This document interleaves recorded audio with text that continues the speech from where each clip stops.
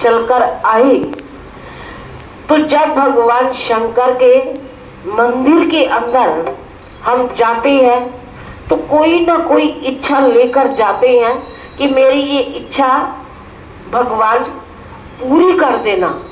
तो मैं आपके चरणों में फल चढ़ाऊंगा या दूध चढ़ाऊंगा, ये इच्छा होती है हम सब संगतों की, भक्तों की। तो इसी प्रकार एक भक्त चला गया भगवान शंकर के मंदिर के अंदर कि अपने हाथ में श्रद्धा से, भावना से जल का लोटा, फल फूल, बेलपत्र, दूध, जो जो पूजन की सामग्री होती है सारी लेकर कहाँ पहुंच गया? भगवान शंकर के मंदिर के अंदर जाकर शिवलिंग के ऊपर फूल, फल, दूध, जल, बेलपत्र सब कुछ चढ़ाया और मन के अंदर जो भी इच्छा थी वो भगवान शंकर को सुनाई, चरणों में रखी कि प्रभु आप तो सबकी पूर्ण करने वाले हो, तो मेरी भी ये इच्छा पूर्ण करना। तो भगवान शंकर ने क्या कहा कि तथा अस्तु, कि ये आपकी बात पूरी हो जाएगी। तो जब भगवान शंकर के शिवलिंग के ऊपर पूजा करके वो हटा तो क्या देखा कि भगवान शंकर के मंदिर के अंदर जो घंटा लगा हुआ है वो सोने का है। तो जब घंटा बजाने के लिए हाथ ऊपर को किया तो मन के अंदर क्या आ गया? पाप। तो भगवान शंकर ये नहीं कहते कि कोई घंटा लगा जाए या चुरा जाए, तो ये तो भावना हमारी खुद की होती है ना। तो भगवान नहीं कहते कि आपने लगाया क्यों या इसको उतारा क्यों। तो भगवान तो देखते हैं भक्तों की भावना को।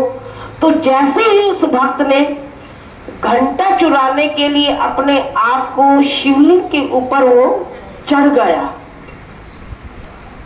तो कोई दूध चढ़ाता है, कोई फल, कोई फूल, कोई बेलपत्र। तो भगवान वहां क्या हो गए?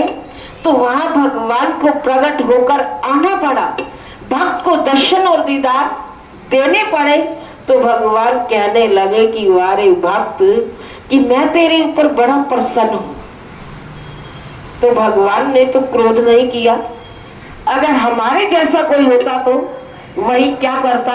लड़ाई झगड़ा कि तूने इस सोने के घंटे को हाथ लगाया तो क्यों लगाया? नहीं। तो भगवान बड़ी युक्ति के साथ भक्त की क्या करते हैं?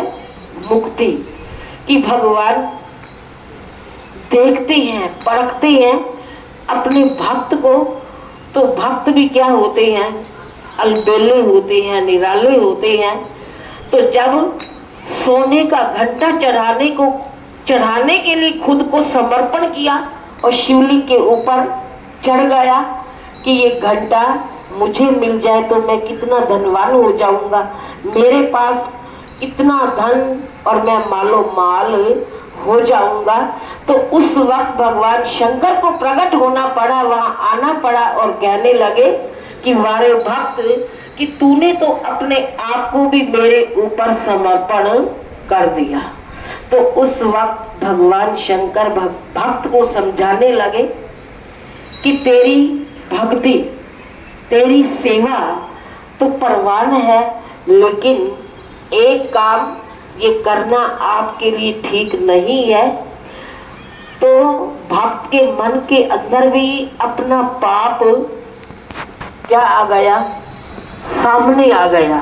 तो भगवान मेरे भलाई के लिए, कि मुझे समझाने के लिए कह रही है, तो चरणों में झुक गया कि प्रभु मुझसे गलती हो गई, प्रभु मुझसे भूल हो गई, मुझे